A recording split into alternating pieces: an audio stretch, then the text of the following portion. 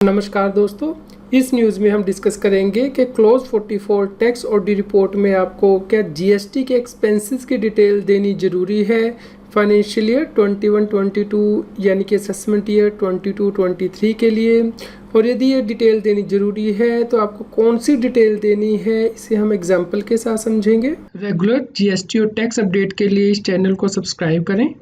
दोस्तों, यदि आप क्लोज 44 देखते हैं टैक्स ऑडिट रिपोर्ट का, तो उस केस में आपको ब्रेकअप देना होता है टोटल एक्सपेंडिचर का, भले ही एंटिटीज़ जीएसटी एक्ट के अंतर्गत रजिस्टर्ड हों या फिर अनरजिस्टर्ड हों।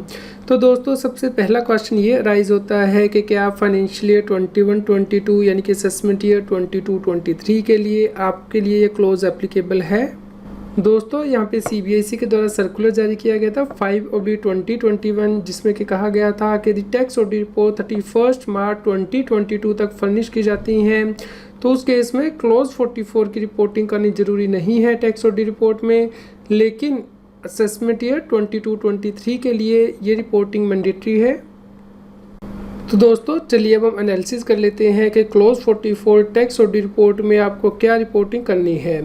दोस्तों, यहाँ पे आपको टोटल अमाउंट देना है एक्सपेंडिचर का जो कि ड्यूरिंग द ईयर आपने इनकर किया है, और उसके बाद इसका सब बाइफर्केशन देना है, यानी कि इसमें से कितना एक्सपेंडिचर है गुड्स और सर्विस से रिलेटेड जो कि एग्जम्प्ट है जीएसटी से, कितना एक्सपेंडिचर ऐसा है जो कि आपने कॉम्पोजिशन स्कीम डीलर से लिया है गुड्स या फिर सर्विसेज, और कितना एक्सपेंडिचर है जो कि आपने रजिस्टर्ड एंटिटी से लिया है जो कि जीएसटी एक्ट के अंतर्गत रजिस्टर्ड हैं गुड्स या सर्विस जो आपने ली हैं, और टोटल पेमेंट आपने कितनी रजिस्टर्ड एंटिटीज़ को की है। इसके अलावा कितना एक्सपेंडिचर ऐसा है जो कि उन एंटिटी से रिलेट करता है जो कि जीएसटी में रजिस्टर्ड नहीं है। दोस्तों, यहाँ पे सबसे पहला क्वेश्चन ये है कि क्या आपको हेडवाइज हर एक्सपेंडिचर का यहाँ पे ब्रेकअप देना है, जैसे कि परचेजेस कितनी है या फिर promotion expenses, sponsorship expenses extra. Answer है नहीं दोस्तों, क्योंकि यहाँ पे देखिए total amount of expenditure incurred during the year word use किया गया है।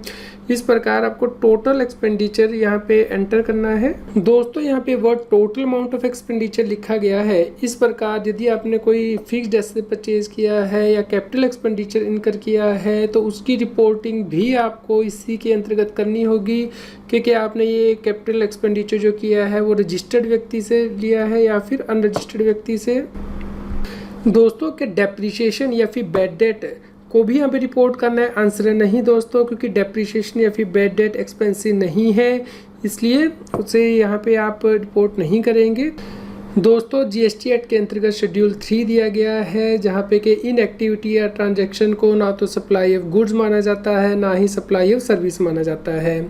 जैसे कि यदि एम्प्लॉय अपने एम्प्लॉयर को कोई सर्विस देता है तो उसके बदले में जो पेमेंट होती है उसे ना तो सप्लाई ऑफ गुड्स मानेंगे ना ही सप्लाई ऑफ सर्विस मानेंगे। इस प्रकार आपको जो सैलरी की पेमेंट आप दिखाते हैं वो एक्सपेंडिचर भी क्लोज 44 के अंतर्गत रिपोर्ट नहीं हो। इसी प्रकार के दूसरे एक्सपेंस, जैसे कि यदि आपने लैंड परचेज की है या फिर कोई और एक्टिविटी जो कि यहाँ पे शेड्यूल 3 के अंतर्गत कवर्ड है, वो एक्सपेंडिचर भी आप रिपोर्ट नहीं करेंगे क्लोज 44 में।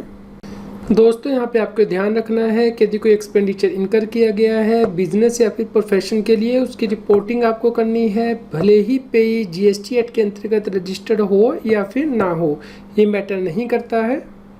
दोस्तों, जो टोटल एक्सपेंडिचर आपने इनकर किया है उसका आपको फर्दर ब्रेकअप देना है कि कितना एक्सपेंडिचर रजिस्टर्ड एंटिटी की वजह से इनकर किया है, कितना अनरजिस्टर्ड एंटिटी से रिलेटेड। तो दोस्तों, जो रजिस्टर्ड एंटिटी से रिलेटेड एक्सपेंडिचर है उसका फर्दर ब्रेकअप देना है कि कितनी ऐसी गुड्स और सर्विस हैं जो कि एग्जम्प्ट है जीएसटी से, उनसे रिलेटेड एक्सपेंडिचर है। तो सबसे पहले एग्जम्प्ट देख लेते हैं गुड्स और सर्विस। दोस्तों, यदि आप जीएसटी एक्ट के अंतर्गत सप्लाई देखते हैं तो या तो वो टैक्सेबल सप्लाई होती है या फिर एग्जम्प्ट सप्लाई होती है। टैक्सेबल सप्लाई या तो नॉर्मल टैक्स रेट पे आती है या फिर आप कॉम्पोजिशन डीलर से लेते हैं। दोस्तों, एग्जम्प्ट सप्लाई के अंतर्गत या तो नील रेटेड सप्लाई होती है या फिर होली एग्जम्प्ट सप्लाई है जीएसटी एक्ट के अंतर्गत, या फिर नॉन टैक्सेबल और नॉन जीएसटी सप्लाई होती है। ये तीनों ही सप्लाई यानी कि नील रेटेड, होली एग्जम्प्ट है, नॉन टैक्सेबल, ये एग्जम्प्ट सप्लाई ही मानी जाती है जीएसटी एक्ट के अंतर्गत। दोस्तों कौन सी सप्लाई एग्जम्प्ट है जीएसटी एक्ट के अंतर्गत, इसके लिए आपको notification number 1/2017 central tax rate refer करना है, जो कि इंटरस्टेट रेट बताता है गुड्स के लिए। और इंटरस्टेट सप्लाई ऑफ गुड्स कौन सी एग्जम्प्ट है, इसके लिए notification number 2/2017 central tax rate दिया गया है। इसी प्रकार सर्विसेज के लिए जो रेट नोटिफिकेशन है वो 11/2017 है सेंट्रल टैक्स रेट, और एग्जम्पशन के लिए सर्विसेज की notification number 12/2017 central tax rate है इंटरस्टेट सप्लाई के लिए। और इंटरस्टेट सप्लाई के लिए notification number 1/2017 integrated tax rate goods के लिए है, और गुड्स के एग्जम्पशन के लिए 2/2017 इंटीग्रेटेड टैक्स रेट, और notification number 8/2017 integrated tax rate services के रेट बताता है। और सर्विसेज जो एग्जम्पशंस हैं वो notification number 9/2017 integrated tax rate में दी गई हैं इंटरस्टेट के लिए। दोस्तों अब आपको नॉन टैक्सेबल सप्लाई के बारे में समझना है। जीएसटी में नॉन टैक्सेबल सप्लाई जीएसटी में डिफाइन की गई है, यानी कि ऐसी गुड्स और सर्विस की सप्लाई जिसके ऊपर के जीएसटी नहीं लगता है सीजीएसटी या फिर आईजीएसटी एक्ट के अंतर्गत। और ऐसी जो सप्लाई है वो बताई गई है जैसे कि alcohol liquor for human consumption है, या फिर petroleum crude, high speed diesel oil, motor spirit, natural gas and aviation turbine fuel है, इसे नॉन टैक्सेबल सप्लाई कहा जाएगा। तो नॉन टैक्सेबल सप्लाई भी एग्जम्प्ट सप्लाई ही होती है, इसलिए इसको भी आपको एग्जम्प्ट सप्लाई में ही रिपोर्ट करना है क्लॉज 44 में, यदि आपने ये सप्लाई रजिस्टर्ड व्यक्ति से ली है। तो दोस्तों इस प्रकार जो exempt goods and service related expenditure है जो कि रजिस्टर्ड एंटिटी से आपने इनवर्ट सप्लाई ली है उसकी रिपोर्टिंग यहाँ पे हो जाएगी। उसके बाद जो कॉम्पोजिशन डीलर से आपने इनवर्ट सप्लाई ली है उससे रिलेटेड जो एक्सपेंडिचर है उसकी रिपोर्टिंग यहाँ पे कॉलम नंबर 4 के अंतर्गत होगी। और इसके अलावा जो इनवर्ट सप्लाई अपने रजिस्टर्ड व्यक्ति से ली हैं जो कि ना तो एग्जम्प्ट है ना कॉम्पोजिशन डीलर से ली हैं, तो वो आपको रिपोर्टिंग कॉलम नंबर 5 में करनी होगी। और कॉलम नंबर 6 में देखिए वो टोटल पेमेंट लिखा है टू रजिस्टर्ड इंटरप्राइज, लेकिन यहाँ पे ऊपर वर्ड एक्सपेंडिचर लिखा गया है, तो यहाँ पे इसको आपको हारमोनियसली रीड करना है। तो यहाँ पे टोटल एक्सपेंडिचर आएगा, यानी कि कॉलम नंबर 3, 4 एंड 5 का जो टोटल होगा वो कॉलम नंबर 6 में आ जाएगा। उसके बाद यदि आपने अनरजिस्टर्ड व्यक्ति से इनवर्ट सप्लाई ली है गुड्स सर्विस की, तो उसकी डिटेल आपको यहाँ पे कॉलम नंबर 7 में रिपोर्ट करनी है। तो दोस्तों हम एग्जाम्पल के साथ डिस्कस कर लेते हैं कि आपको ये रिपोर्टिंग कैसे करनी है टैक्स ऑडिट रिपोर्ट में। तो मान लीजिए टैक्स पेयर का trading account, profit and loss account आपके पास उपलब्ध और बैलेंस शीट है। तो उस केस में दोस्तों भले ही आपकी परचेजेज हों या फिर जो दूसरे खर्चे हैं उनकी आपको रिपोर्टिंग करनी है, लेकिन जैसा कि हमने पहले ही आपसे डिस्कस कर लिया है कि सैलरी की रिपोर्टिंग आपको नहीं करनी है, या फिर जो डेप्रिसिएशन है, क्योंकि ये जो है ये नॉन जीएसटी एक्सपेंसेस माने जाएंगे।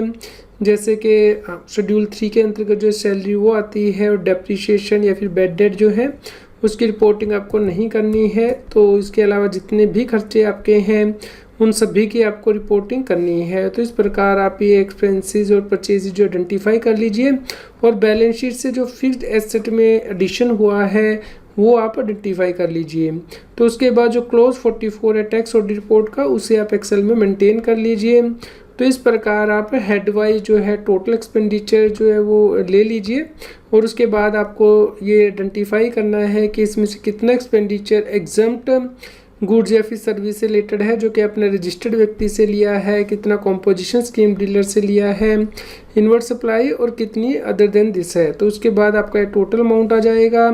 इसके अलावा जितना एक्सपेंडिचर आपका अनरजिस्टर्ड व्यक्ति से रिलेटेड है वो भी आप यहाँ पे रिपोर्ट करेंगे, और जो फिक्स्ड एसेट का अमाउंट है कैपिटल एक्सपेंडिचर उसकी रिपोर्टिंग भी आप ऐसे ही करेंगे कि कितनी रजिस्टर्ड एंटिटी से और कितनी अनरजिस्टर्ड से। तो इस प्रकार जो आपका टोटल अमाउंट यहाँ पे आ जाएगा, इसे आपको टैक्स ऑडिट रिपोर्ट में एंटर करना है क्लोज नंबर 44 के अंतर्गत। दोस्तों यदि आपका टैक्स ऑडिट से रिलेटेड कोई क्वेश्चन है तो आप हमें इस वीडियो में कमेंट करके ज़रूर बताएं। उम्मीद करते हैं आपके लिए यह न्यूज़ यूज़फुल रही होगी। कृपया लाइक कीजिए और शेयर कीजिए ताकि सभी लोगों तक ये जानकारी पहुंच पाए और वो इनकम टैक्स की कंप्लायंस कर पाएँ। रेगुलर जीएसटी और टैक्स अपडेट के लिए इस चैनल को सब्सक्राइब करें। आप हमें Telegram app CS Satbir Singh Taxil में ज्वाइन कर सकते हैं ताकि आप जीएसटी और इनकम टैक्स के रेगुलर अपडेट अपने मोबाइल पर ही प्राप्त कर सकें।